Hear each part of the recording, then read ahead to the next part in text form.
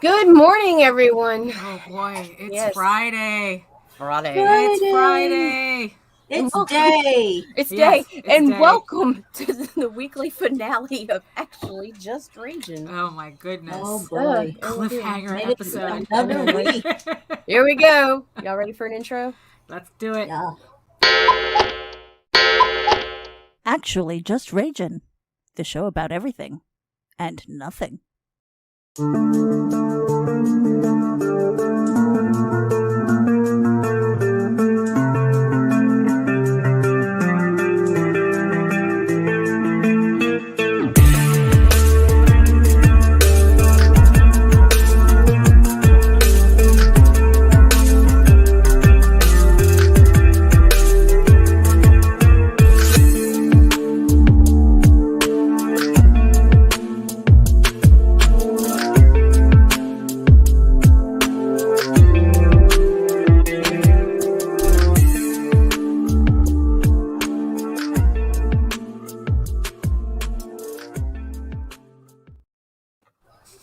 There's something about that intro music that I really like Yeah, or yeah. love or enjoy.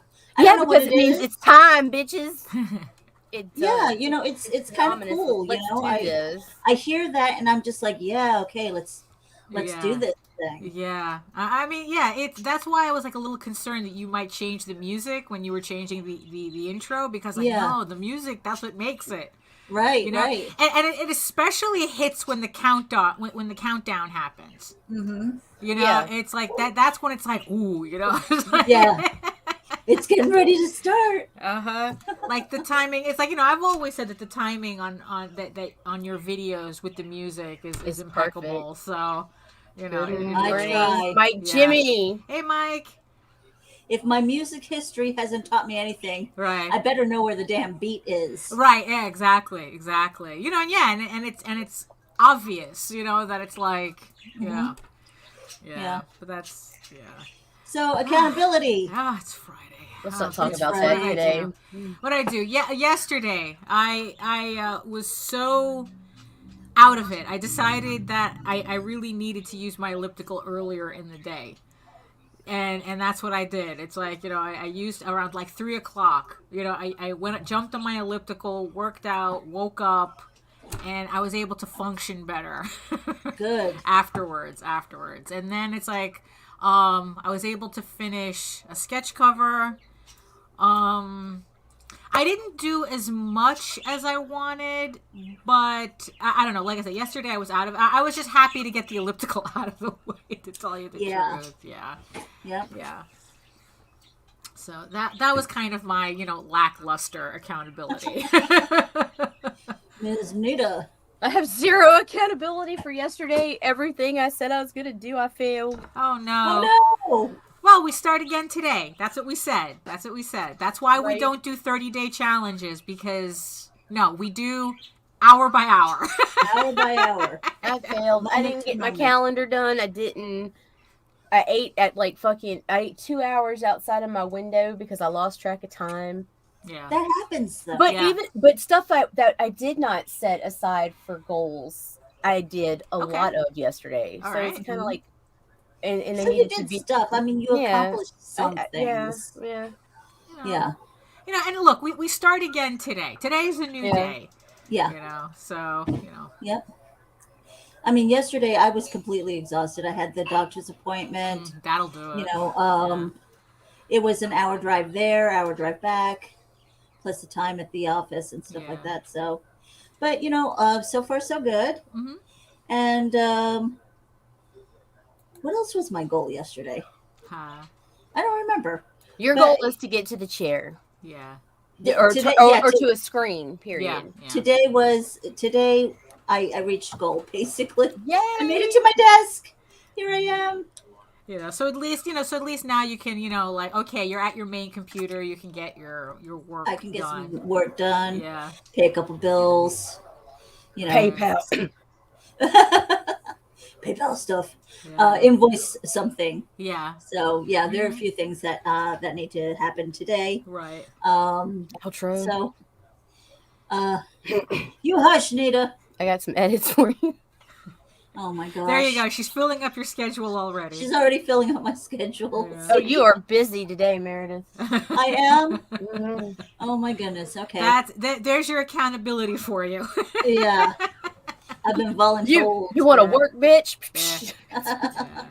No, but Yeah. but it is funny though that it's like, how I'm just itching to get back to penciling pages. I mean, it's like, I have all this other stuff to do. Like I said, I still have to finish packing, the last of the Kickstarters. I have to finish the sketch covers that go with them.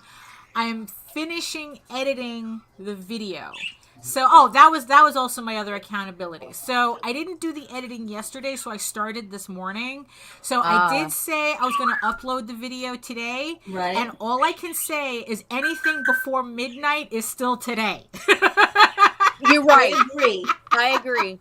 And anything you eat before 12 noon is breakfast. There you go. Absolutely. So, yeah. So I'm working on the video today because I really want to say, it's like, look, I promised a video on Friday. Let me do this. So I'm just going through everything and just kind of getting used to. Oh, I wish I had Loki editing for me. No, I was like, what? Oh my god. I wish. Because that's also something that I wanted to touch on today too. It's like this obsession with fictional characters. Is it an obsession or escapism? Because this hit me last night. This might. Go ahead. What do you mean? Oh, okay. Yeah. So I'm going to. Yeah. So the 1,000 subscriber video will be uploaded today. But like I said, anytime before midnight counts as today. So I'm not gonna say like when it uploads, but it will upload today. Yes. I'm good with that. Yeah. I think In that fact, works. what I used to do was, because I used to go to sleep at like 3 or 4 o'clock in the morning. Yeah. And so that was still today. Yeah.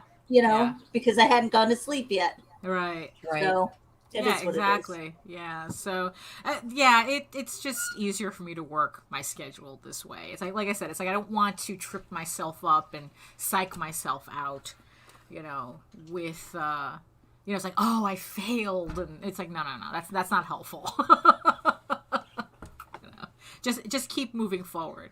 But I really do miss penciling though. I mean, I was on a roll with that 6th issue, and I really want to get the 7th issue done, and especially now that it's like, we have House of Bob on the docket. Right, yeah, exactly. And it's just like, oh, okay, so I got to get, I really want to push through a lot of these projects. Right. And it's just, it's a lot, but it's, it's a lot that I want to do, It's not, it feels like an that's obligation. what it is. Yeah. There's so much. Yeah. Yeah, I feel that. That. Right. But it's something I want to do. Mm-hmm. Yeah. So I wanted to talk a little bit about creative writing today. Because it's like, again, that's part of the whole, like, all the stuff that I'm doing, and say, don't you miss the wows already? Instead, we're getting those noises. So I was thinking, so it's like, so I was just thinking about just creative writing in general. I'm really, my prose brain is really, really working overtime. Well, you and Meredith just did this. Yeah, it's like our and Meredith can't write prose anymore. And Daphne's left us. I can't. I think in comics and flash fiction. And yeah. Like I'm where are my words?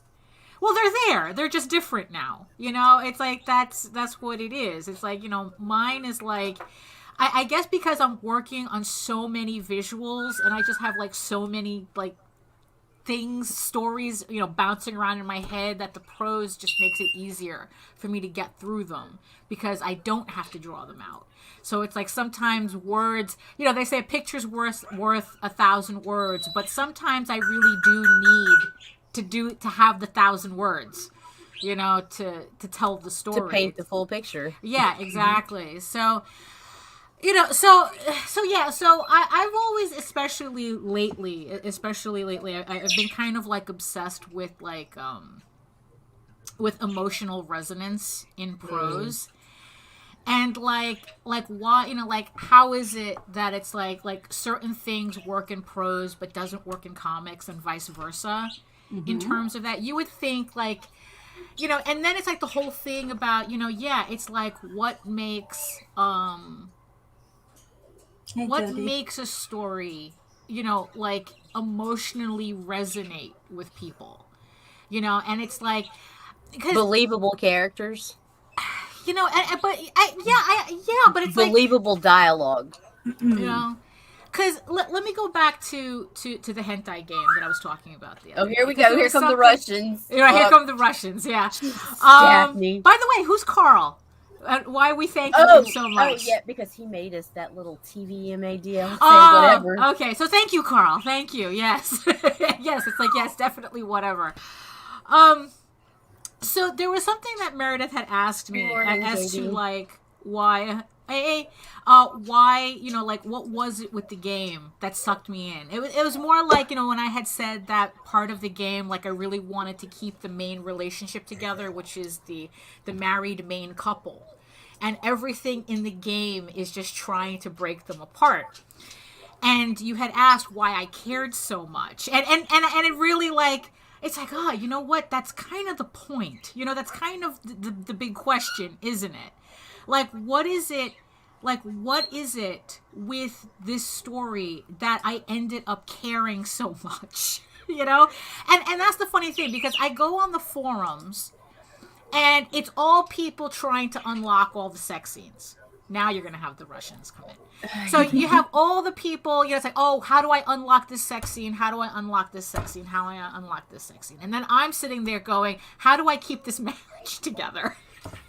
Your obsession is because you're trying to do something that the game was never intended to do.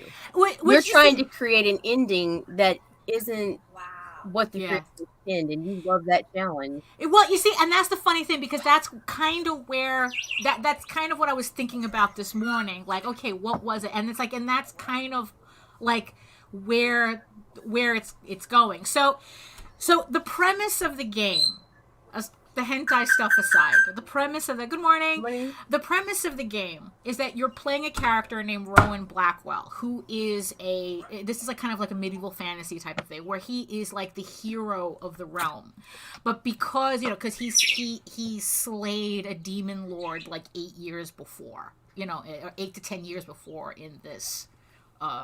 In this story, so he's the hero of the realm, but because he's not a noble, he, it's like, he's the hero, but he lives this peasant life pretty much. He was forced back into a peasant life, which, up until this point, he really didn't mind, because he got to stay with, he married his sweetheart and the whole thing. It starts off very genteel, the story, and he's in love with his wife and this, that, and the other thing.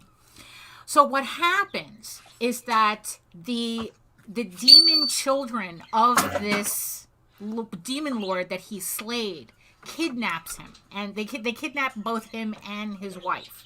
Well, first they kidnap the wife to force him to make the first set of decisions in the game. That gets his own ass called, right? Right, exactly. So what it is that the demons chose him to work. So the demons kidnapped his wife, I guess, to see like how tight that bond was. Because already you're talking about they're already using the wife to manipulate him, into making certain decisions.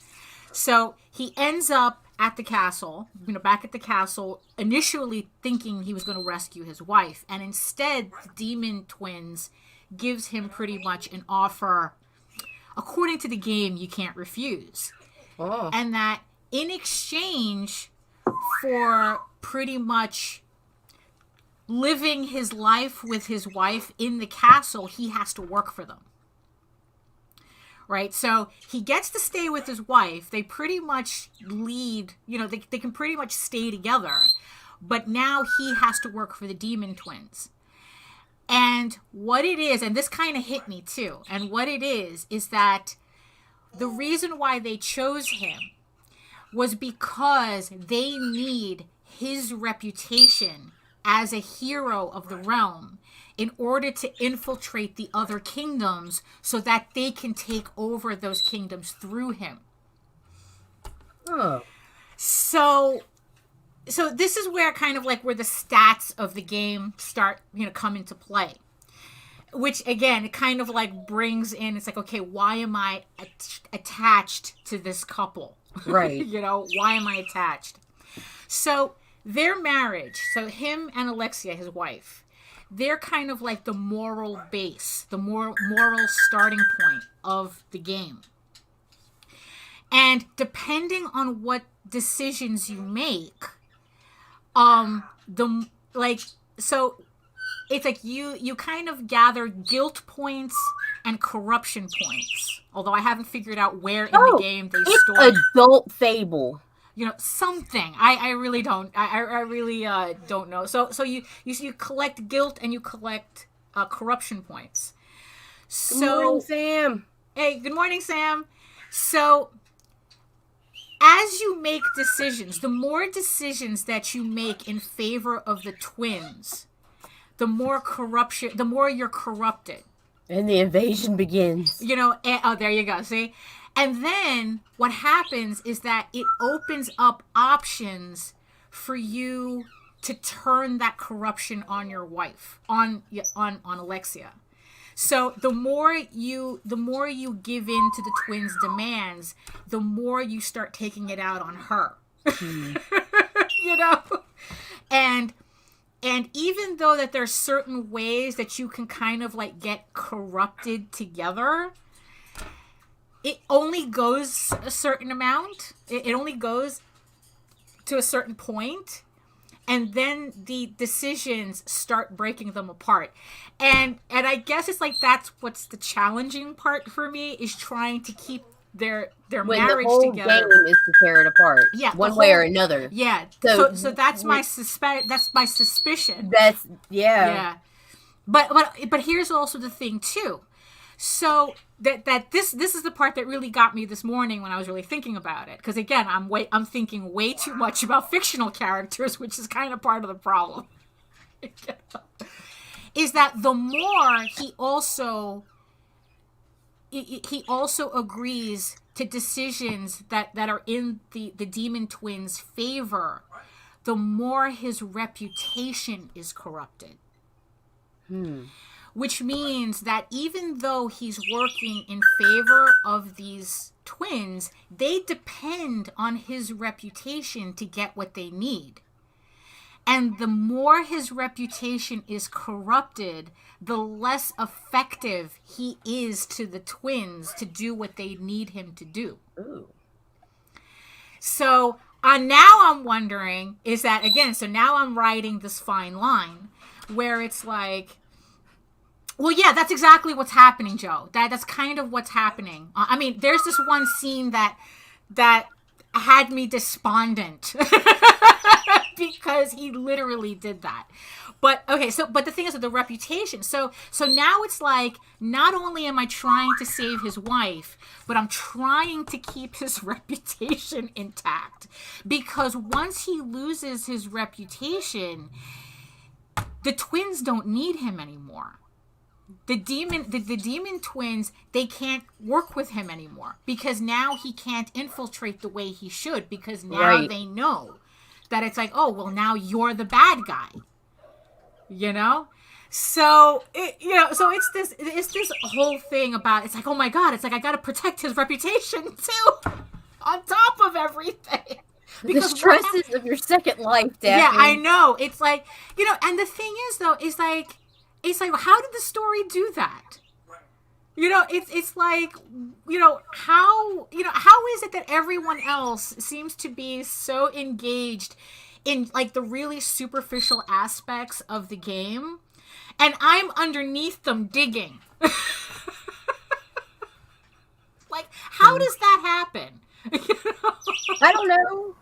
That's crazy. I think part of that is just personality. Yeah. You know, I mean, like, I think that you are probably more cerebral than many. Right. And so, you know, like trying to find the challenge. It's that, or you're It's the just, Aries fire. That's what it is. It's that it's got to fire. be, Because let me tell you, be I'm not going to something. get into it here, but backstage, we're going to have a chat. I saw fire yesterday, and it was just like, wow, Lage, nice. It was the pillow, wasn't it? I No, think part ma'am. of that is, I do think that part of that is personality. You want to get deeper into the story. You You like a don't want to challenge. be patronized, Right. you know, and you challenge yourself.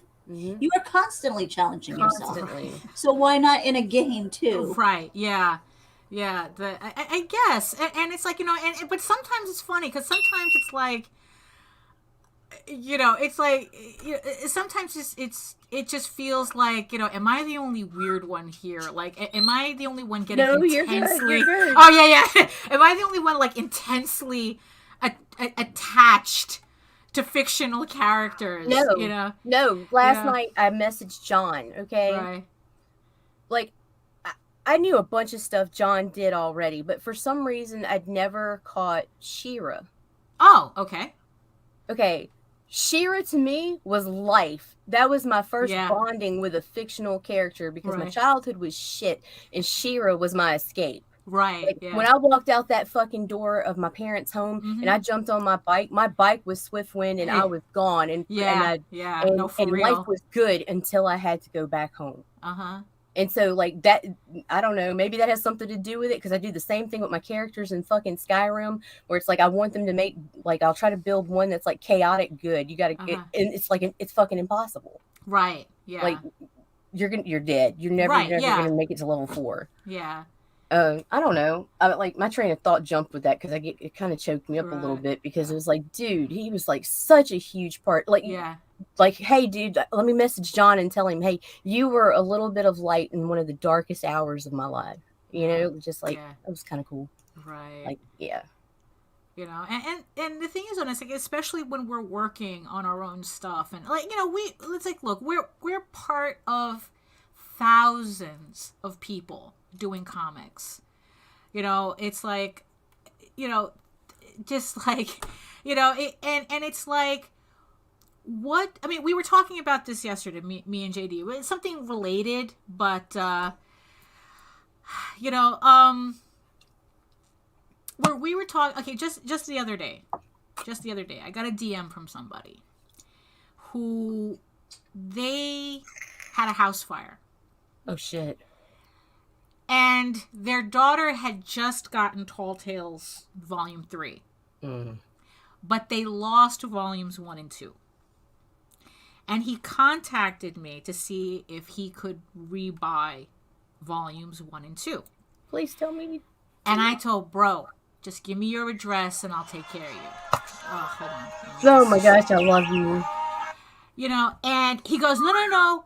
I just want to, I want to pay you for the books. And I go, no. And I go, no, absolutely not. I know what it's like to lose books. we went through that back in October, and it's like, just give me your address. I'll take care of you. And he did. I sent him I sent him everything that I could snatch out of the boxes. So so he got like a big package of books. But the thing is, though, this is the thing. This is not the first time we were contacted by people who lost our books in whatever circumstances. Mostly it's fires. And then they search us out to see if they can get those books replaced. That's fucking sweet. And that kind, and it's like, just thinking about it kind of gets me that our work, that our stories, touched people on a level so much that even when they're in a situation where they're kind of lost everything, they need that back in their lives. Because we like that escapism. And it's like, and they're, it's like, I need Tall Tales back. I need Oswald back. Thank you, Joe. Yes, thank you. and the thing is, it's like, yeah, and and the funny thing is, like, and I'd like to think that I'm working at a point where people would think the same thing about Eagle Raven too, where it's like, I need this book in my life. I'd want mine replaced. Like, I'm sitting here thinking, like, you're talking fires, and I'm thinking of how we've had to have stuff replaced after hurricanes. Right, yeah. Like that, yeah, I would feel like that it's like, and the funny thing is like I don't feel like I'm consciously, like writing this way, because I think that, like, one of the reasons why kind of like Pixar movies kind of irk me is that it kind of borders on emotional manipulation. The borders. Yeah, it's like, and people, and I think that too many people confuse that as actual emotional resonance, when if you just pay attention enough, they're just following a checklist. Like, they know what'll tug at those heartstrings. Right, yeah. Catch as the opposed eye. to Yeah. as opposed to the story and the characters, writing stories and writing characters that I guess go through a natural progression. So let me tell you a quick story. Uh-huh. There is a romance author. Her name escapes me right now. Mm-hmm. And I met up with her at a book lovers convention. Okay. And so, it was fans and authors and publishers, breaking bread and having a lot of fun and stuff like Uh-huh. that. And so we were sitting there, and she was saying something about she had to write the scene where she was kidnapped, where her character was kidnapped. Mm-hmm. And she wanted to know what the fear was. She wanted to know what it felt like to have the duct tape around her wrists and stuff like that. So here she is, wrapping duct tape around her wrists, her feet. Uh-huh. She's tied herself to the chair, mm-hmm. and stuff like that. And she's trying to escape now. Right. And so, she says, and I have a little bit of claustrophobia. So, Right. So that just ramped up the emotion. I hope somebody was home with scissors. Right, I Well, think so. no, so what happened was, all right, maybe an hour later, her husband comes home, walks past her door, sees her, and keeps walking.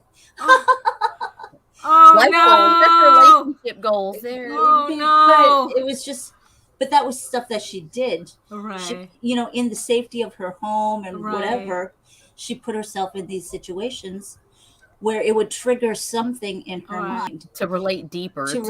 Deeper. Yeah. Okay. Or associate to something else. And then she would write it out. Uh-huh. And stuff like that. Right. I mean, for me, if I'm writing a sexy scene, I want to feel hot. Right. Yeah. All right. Yeah, well, because if you're not, it's not sexy. If I'm not, it's not sexy. Right. And I'll sit there and I'll be writing. I'll be like, honey, you want to do some research? I mean, it's just like one of those things. Right. If you are not feeling it yourself, uh-huh. there's no way that you as a writer could expect right. a reader to be emotionally attached either. Right. So it's like, write for you. Uh-huh. Write for what turns you on. Right.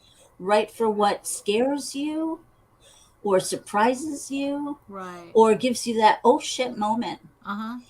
That's all on you. If Right. you are mentally engaged, right, and emotionally in it, right, it would be ridiculous to assume that no one else would feel that. right. They will. Uh-huh. You will find your readership. Right. But that's the thing. It's like you create because you have to. Right. You would probably go insane if you didn't have your pencils. Exactly. Yeah. Exactly. And I'm so it's the twitching same now. thing. Exactly. So it's the same thing. Start drawing, Daphne. But it's the same thing with writing. Mm-hmm. You have to feel it, because if you don't, it's just it separates the words. It separates the boys from the men. Let's just say, right. It's like anybody can slap a couple words together, right, and it's still a story. Uh-huh. Is it good? Right. Is it great? Right. What separates that emotional connection does? Uh-huh. Yeah, so write for you, write for what touches your heart, right, makes you inflamed, makes you crazy, makes you want to break shit, right, and just focus on that. Your audience will find you. Right.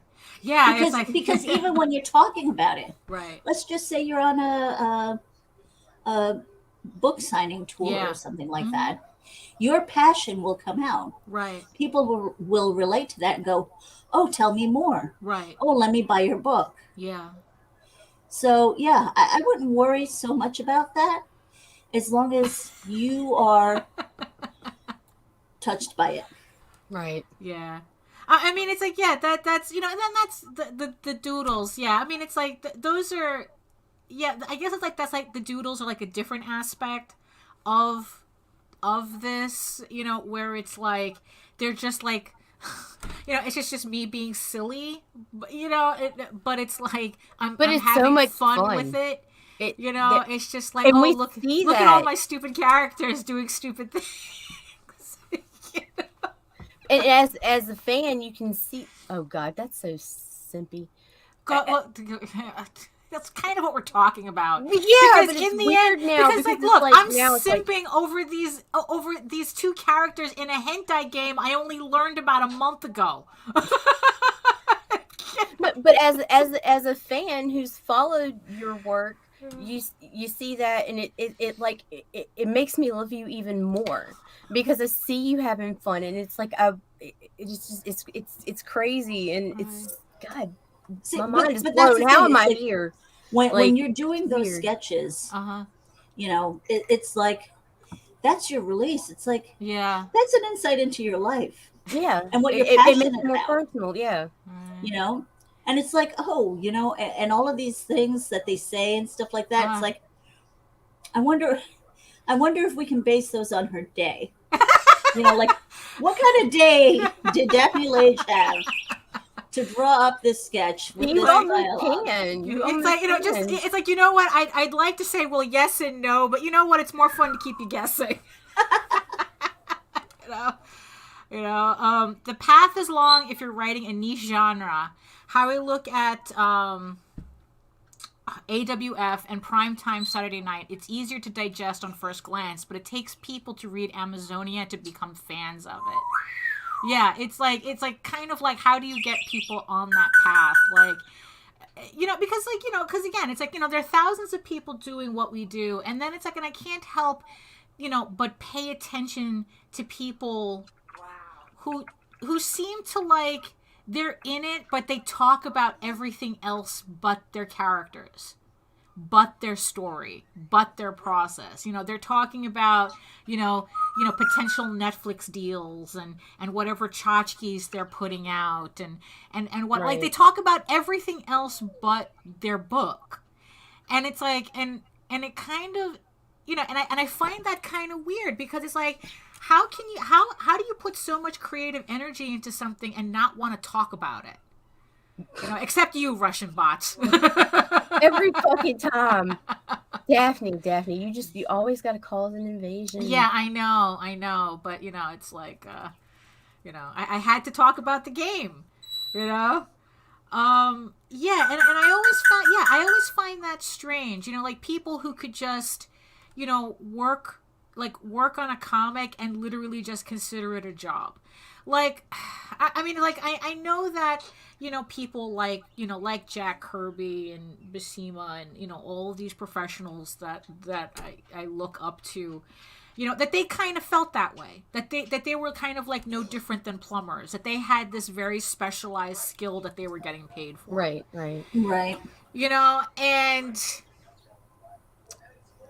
And I don't know, it's like I have a hard time relating to that. And I'm kind of wondering if that has something to do with the fact that I've always felt like I had to struggle so hard with my work that I can't just write it off as a thing. But it's not a thing. It's a part. It actually is a part of you because you're so heavily invested. Right. Like it is. But you've also taken a lot of part of time. your life. You've also taken a lot of time to develop these characters, put these stories together and things like that, your thumbnails and stuff. But I have to say, for me as a writer in general, I do a lot of different types of writing. And Nita's seen me where I had an assignment, and I call them soul suckers. Right. They are soul suckers. I've done some recently. Yeah. Because I just don't give a it fuck was about what you have to write that about. I wanted. I was ghost writing.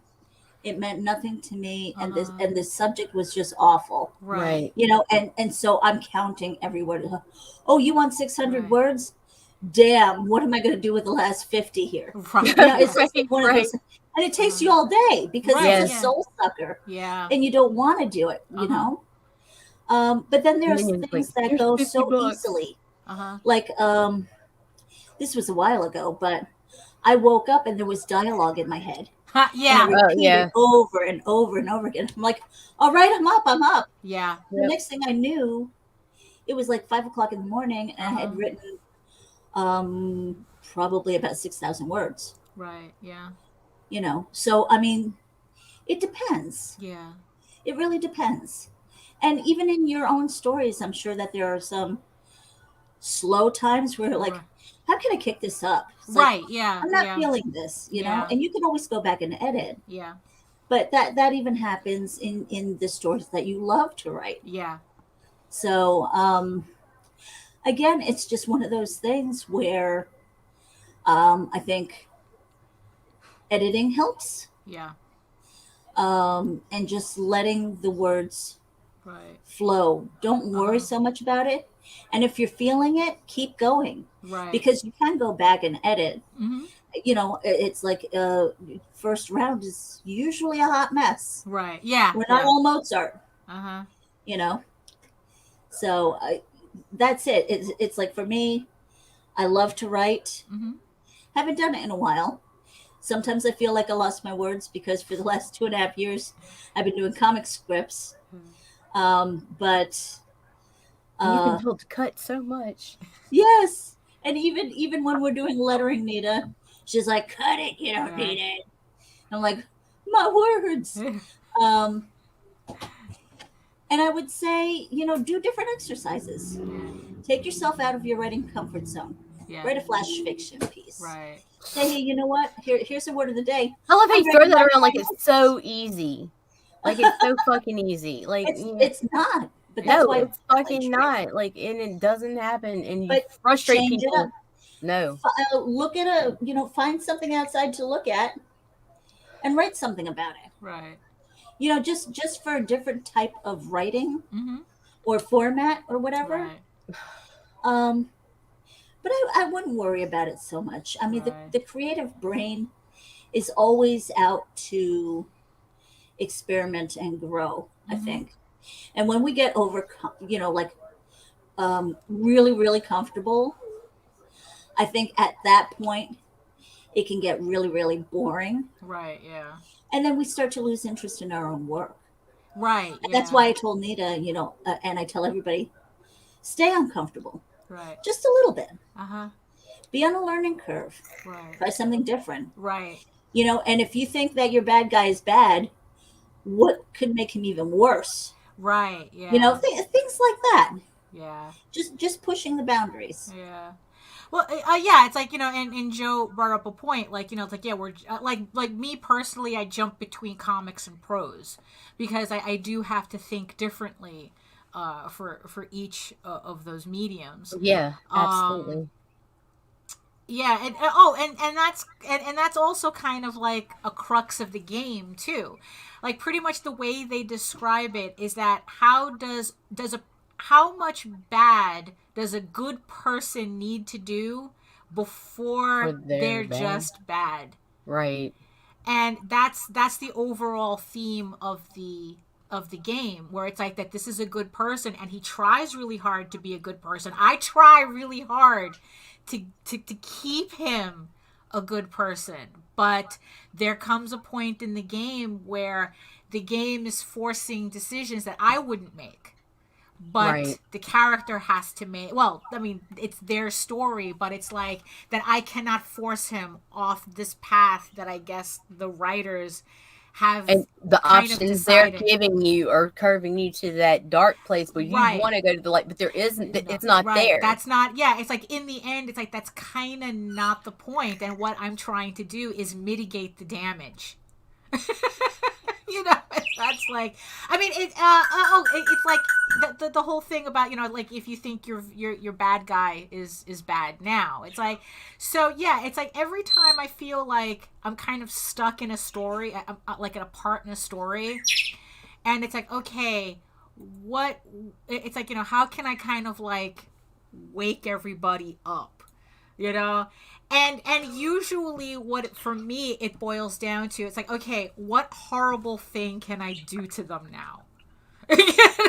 It's like, so I'm kind of like doing the opposite of the game, where it's like I'm trying to keep them on the straight and narrow, and the game is like going, we need to do something horrible to you.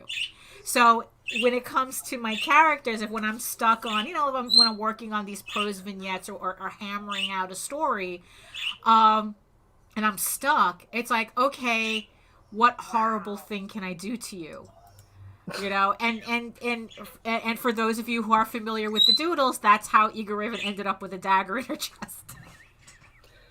If you wanted an example. You know, and then it's like I have to sit there explaining how that happened, and I ended up with a whole crazy story just based on that, because I was trying to hammer something out and things were just going a little too well. You know, but yeah, the creative process is weird like that, you know. I mean, but that's, so that was kind of like what was on my mind with all this prose writing, that I'm kind of jumping back and forth, like, thank you. Oh, wow. He was impressed by that. Wow. Yeah. Oh, wow. You know, because, yeah, it's like, I don't know. It's like, I guess I'm just like really self-conscious about, you know, working, you know, like so hard on my books and not having anybody care. I mean, it's kind of weird, because I'm always the first one to say that it's like, you know, oh, I write, you know, it's like I do my work for an audience of one. You know, it's like as long as I enjoy it, that's the important thing. Right. But also at the same time, it's like, you know, it's like, look, I kind of do want people to like this stuff. Well, and there's a certain amount of, well, you want affirmation too. Yeah. Like you're doing something right. Come here, Daphne, let me pet you.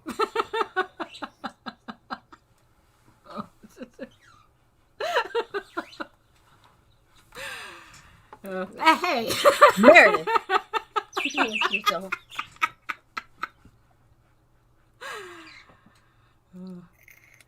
Oh my God. Yeah, but people do, and I think that shows in your numbers, and because people are coming back. Right. Yeah. I think people care about you and what you're putting out, and JD and what he's putting out, because both of you, I mean, just, of course, JD might get, if he would learn, notify me on launch. Right. No, absolutely like not. A few weeks out. Right. You know what's funny? It's like, because he likes to, because just one time. After during the conversation, you know, it's like I was talking, you know, I had mentioned the thing about like people who go through this creative process and they don't talk about their work at all. You know, it's like you would think you're doing a comic and, you know, right. And he was like going, oh, I'm like that. And I go, no, you're not like that. Because ask you the right question and you could talk about Oswald for hours. You know, so it's like, and the thing is though, is like that there are people that, you know, that we see running Kickstarters or whatnot, and we see interviews with them, and it's almost like the opposite. They'll talk about everything else but the book, but the characters, but the, like, it's like, it just like, I guess it's the difference between people who consider what they're doing a passion or a product. Right. You know, and it's like, it's kind of easy to tell which is which. I see your passion, Daphne. I'm very self-conscious. I see your passion. I really, really do, especially after yesterday, which is that fire I was talking about. Well, you know, that's how, you know, it's the whole, that whole thing was, you know, it's like, I really didn't like, right, yeah, right. Yeah, it's like, they're going, and that's exactly, it's like, thank you. That's what I'm saying. Quick, everybody stroke my ego. Wait, no, that's the other Come book. here. Daphne's all about circle jerks. I mean, yeah, exactly. I'm gonna give you a reach around real quick, but right. absolutely I am, because we wait. We plan. Yeah. Okay, we plan our fucking financial lives around you guys and your crowd funds. Oh boy. So yeah, obviously people care. Right. Yeah. And it's like, just I guess it's like, I just want to know I'm on the right track, I guess. Yes, ma'am. But yeah, that's I mean, and like I said, we study all these campaigns and whatnot, and see how people talk about their own work. I mean, it's like, and we do we do interviews too. And it's like, I'm more likely to I'm more likely to look at someone's book more if I can feel the passion that they had making it, right, than if they're just telling me, oh yeah, we looked at trends on Kickstarter and put together a book based on that. It's like, I mean, there was literally an interview where a guy just outright said that it's like that's what he did with his book. Yeah. He just looked at trends and it's like, bro, if you just wanted to make money, open up a weed dispensary. It's like, go, Nita needs a source. It's like, it's like, if you just want to make money, why go through the hassle of making comics? Oh, bye, Joe. Yeah. Have a good day. And the only reason the husbando pillow is not down here because actual husbando was up, and I'm not walking around. I'm not walking around the house with that pillow while he's awake. She won't do it. That's this level of attachment. If that's not passion, what is? I mean, really, it's like, Look at her all red and shit. So Daphne, some luminol and a black light, and what's Loki look like? Washed. Probably, I'm trying to keep the cat hair off of him. That's the only reason why he stays upstairs, because the cats put a big snag in the Eagle Raven pillow. Pissed me off so much. So that's how I ended up with the other not to me, sir. Oh, Jesus. But I mean, really, it's like, but this is what I'm talking about. It's like, it's like, you can't talk to me about not simping characters, because honestly, it's like, if you're not simping your own characters, then what are you doing? I mean, I think there was a doodle with that. It's like, where I'm, I'm sitting there going, it's like, if you don't, want to kiss all of your original OCs, did you design them correctly? And Loki sneaks up going, and by smooching, by kissing, you mean fucking, right? And I go, yes.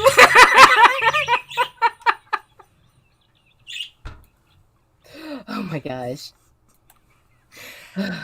So, I think that, wow, okay, I think, yeah, and that's what it is too. All these characters are us. Right. All my characters are me. So it's like, you see all the doodles and you're just seeing all different aspects of me. Right, all over the page. It's, it's literal, it's figurative, it's everything, And that's why I don't understand it when people can, like, just, like I said, can just, like, just look at it like, oh, yeah, it's like, oh, next, let me move on to the next thing. It's like, oh, yeah, I did that already. It's just a product. It didn't work out. Let me throw, it didn't snag me a deal or anything, so I'm done with it. Right. Because it's like, how do you put so much effort and just, like, throw it away like that and not have fun with it? I mean, so many people do. Right. How many characters are 42? Yeah, I mean, but that's, it's like, that's how personal our characters are. So it's like, so that's why I'm always self-conscious about how I'm writing them. Because it's like, we're not talking about fanfic here. I mean, I've written fanfic. It's like, and that's kind of a little different, but it's like, it's like, it's like we're kind of like being self-indulgent, but we want to share it at the same time, and we want it to resonate so that other people can enjoy it with us, even though technically we are being self-indulgent. I mean, it's just, it's like this is the creative brain. This is, and I don't, and I'm not, token up every 5 minutes like this one. I feel attacked. I feel attacked. Yeah, no, we're not attacking. I'm not attacking you. It's from a glaucoma, Daphne. It's Jeez. funny. It's funny. It's terrible. It's terrible. So it's like, so it's like, are we too passionate? Are we too passionate about our work? You can't have too much passion. I don't think that exists. That's not possible. Right. Yeah. It's something that we can say. Well, there's never mind. That would be weird. No, you're good. It's like, really? Like, that's stopping you now? Yeah, I mean, if you were stuck in your room, dry humping your lumpy pillow, fucking 24/7. No, that would be a problem. And not putting out work. Yeah. That's that would be a little too problem. much, right? Yeah. I think that was a scene in Sex and the City where it's like, I think Charlotte gets her first vibrator and she spends like all week locked in her room with it. True story. And the other girls had to do an intervention. Forgot what episode that was. Jesus, that's like real life. Was it Charlotte? I forgot those bimbos' names. It's like, but you know which. It's that episode of Sex and the City. I know. I feel attacked, Joe. Daphne's like, it's Meredith and the stoner. She doesn't even remember. Yeah, but a stoner that works. You're a functional stoner. Well, for sure. Yeah, for sure. No judgment, Nita. You know, there's no judgment here.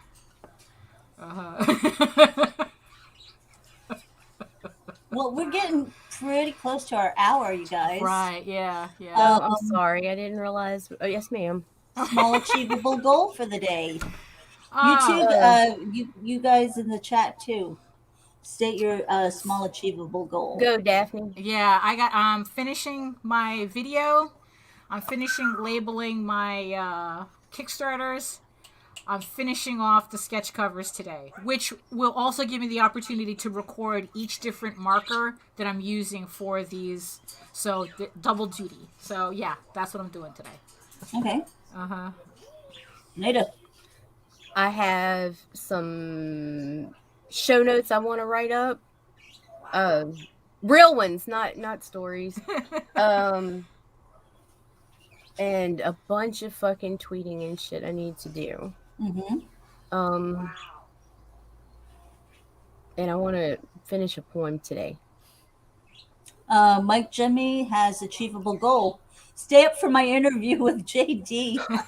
Oh, that's true. Yeah. So JD is interviewing Mike Jimmy at 1:00 today Eastern.